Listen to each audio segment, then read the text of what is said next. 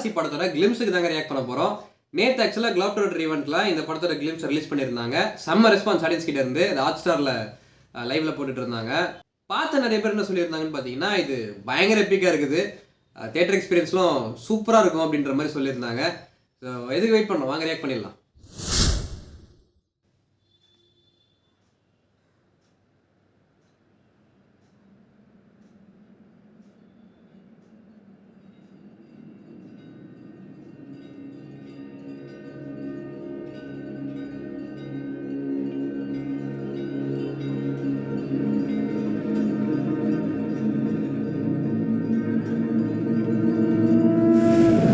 Varanasi 512C.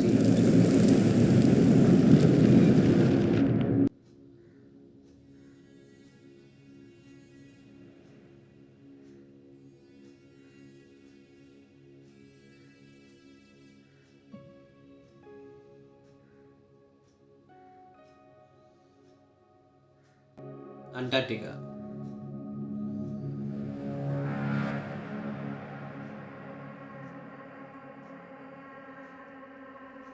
என்ன அது? ஓ, ship. அது உடஞ்சி போன ஒரு ஷிப்பு. ஆப்பிரிக்கா. இது அந்த லீக் பிக்ஸ்ல வந்துச்சு. அங்க பின்னாடி மகேஷ் பாபு நினைக்கிறாரு பேராசூட்ல.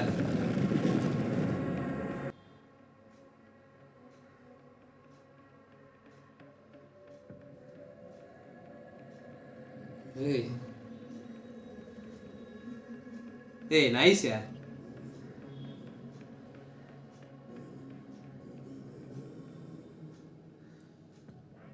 இவங்க மந்தாகினில இது கீழே விடுறது.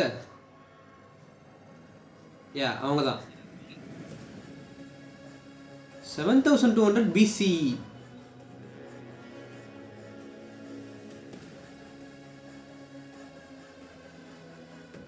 ஏய்,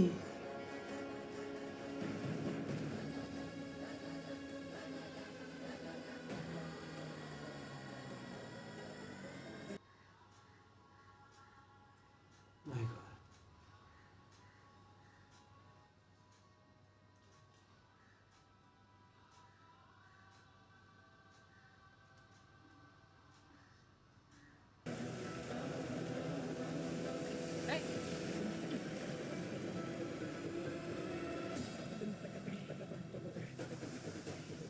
ஏய்,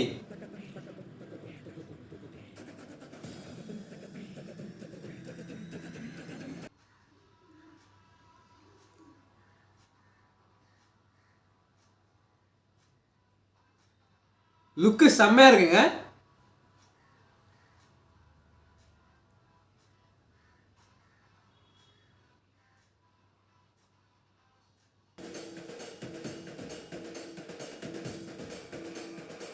ஓ, சிவன் ரெஃபரன்ஸுங்க.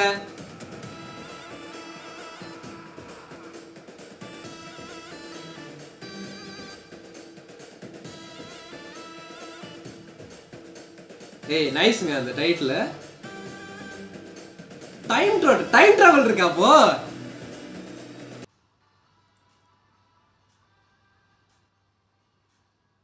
ஏய் ஓகே, சீல் குத்திட்டாங்க. Okay,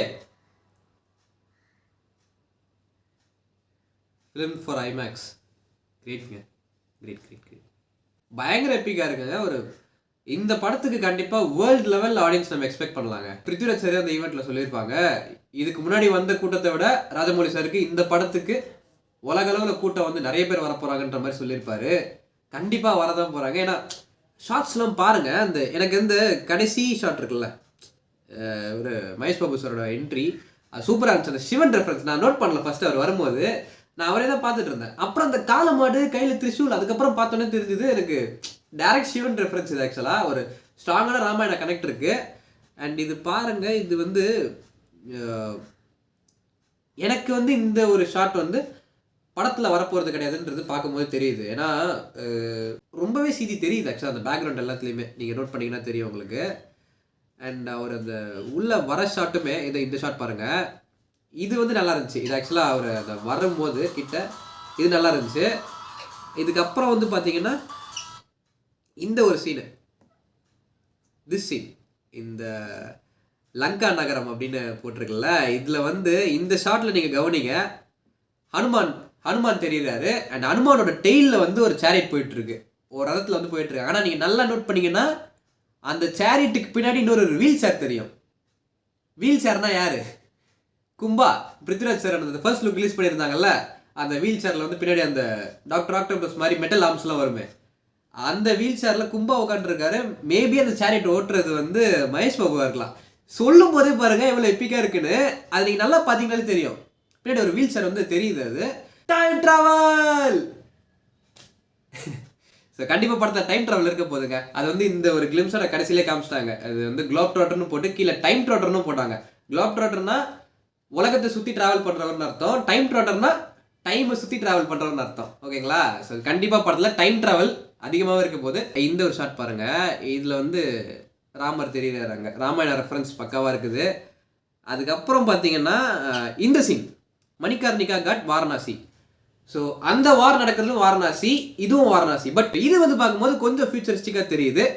so there is something connecting the past and the future. ஓகேங்களா? ஸோ இந்த ஒரு கிளாஸ் ருத்ரா வர்சஸ் கும்பான்ற ஃபைட்டு வந்து சேம் வாரணாசியில் தான் நடக்குது. But that's the thing which connects the future and the past. ஓகேங்களா? ஸோ இது வந்து ஃபியூச்சராக இருக்கணும், இதுக்கு முன்னாடி வந்த சீன் வந்து பாஸ்ட்டாக இருக்கணும். அதில் அனுமானோட டெய்லில் வந்து Mahesh Babu sir and Prithviraj sir வந்து இருக்காங்க. ஸோ என்னவோ இங்கேருந்து பாஸ்ட்டுக்கு ட்ராவல் பண்ணி போய் அங்கே ஒரு பெரிய கிளாஸ் நடக்கிற மாதிரி காட்டுறாங்க. அதுக்கப்புறம் இந்த ஒரு சீன் எனக்கு ரொம்ப பிடிச்சிருந்துச்சுங்க, அந்த மங்கி வர சீனு, இந்த குரங்கு சீன். இதுதான் சொன்னேன். இதில் நீங்கள் பாருங்கள், மங்கி வந்து குதிக்குது. அண்ட் இதில் வந்து நீங்கள் மகேஷ் பாபு சாரை பார்க்கலாம். அங்கே பின்னாடி பாருங்கள், பின்னாடி ஒருத்தர் ஓடுறாரு.